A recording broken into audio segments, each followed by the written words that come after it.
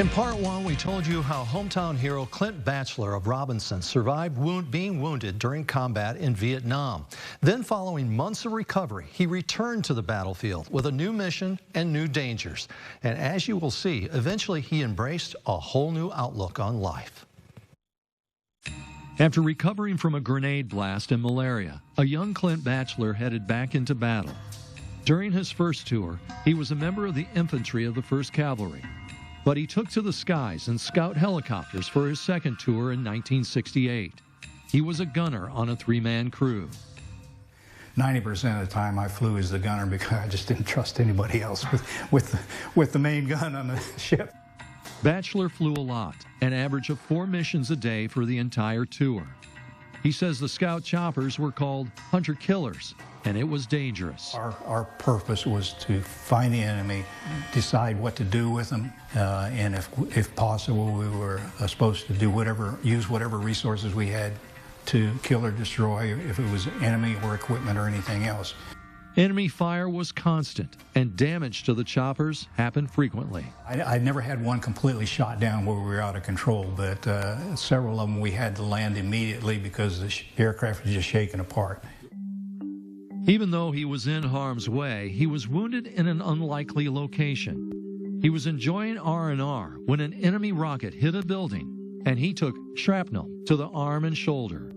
Shrapnel is red hot when it explodes, so a lot of times it'll almost seal itself, and that's what it was. It sealed itself in there, but it was bleeding in there.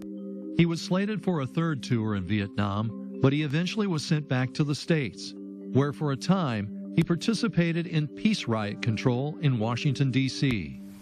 I didn't like it at all.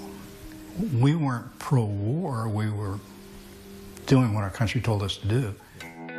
Between his 1st and 2nd tours, he traveled with a friend to Illinois, and he met his friend's sister. Her name was Mickey, and the romance led to talk of marriage, but not while Clint served in Vietnam. I didn't want her to be a widow. Spent a lot of time in prayer. And like I said, wrote letters every day and planned a wedding. In combat, many soldiers rely on their faith, but Batchelor never did. He called it a professional approach, relying on his training and on his men. He admittedly says he was not right with God. That all changed during his time at Fort Knox in Kentucky. That's when he met a retired lieutenant colonel who encouraged him to attend a Baptist church.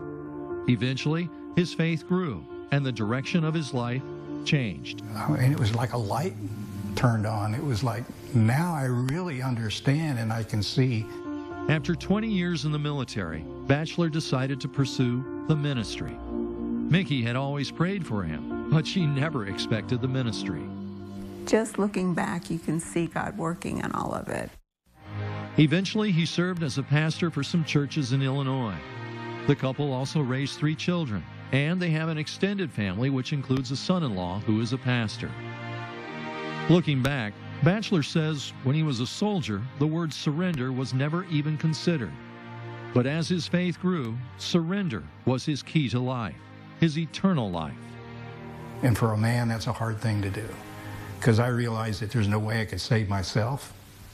I had to depend on Jesus Christ and his sacrifice and what he did on the cross for me. And thanks again to the Batchelor family.